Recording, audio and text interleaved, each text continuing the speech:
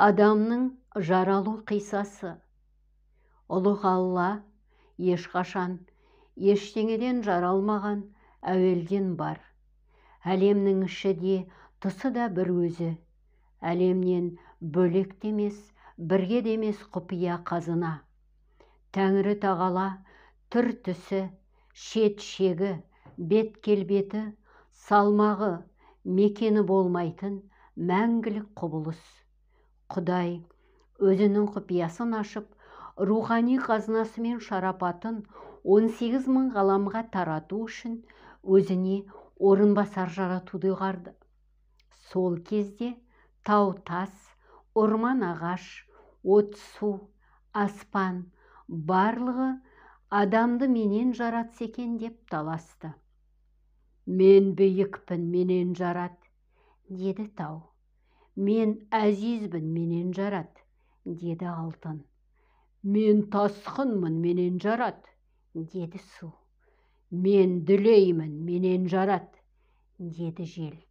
Мен күштімін, менен жарат, деді от. Мен асқақпын, менен жарат, деді аспан. Мен жұмсақпын, менен жарат, деді ағаш. Мен қаттымын, менен жарат, деді тас.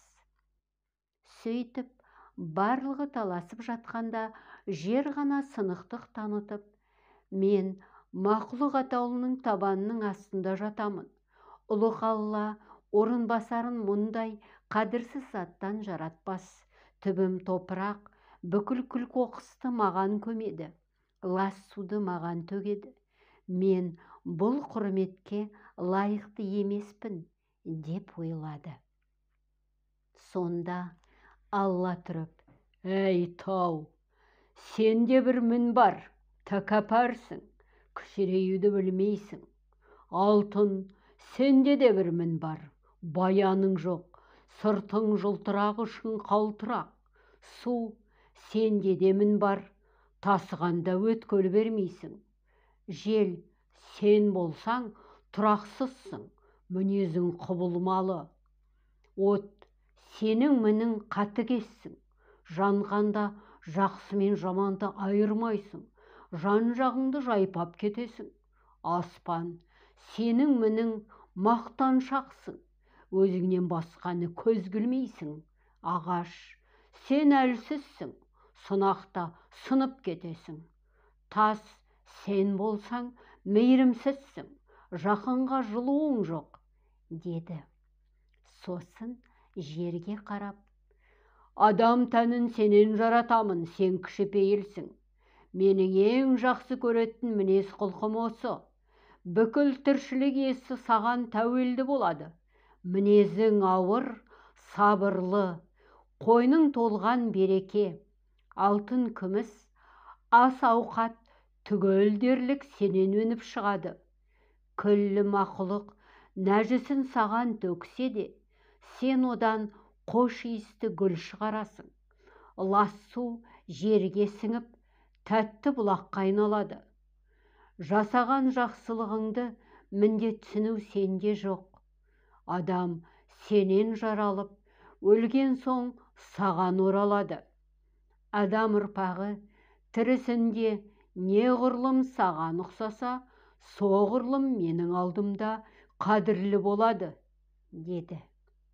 Осы кезде қара жер Алладан дат сұрады: «Иә, жаратушы ем, адамды менен жаратқаныңа қарсы емеспін.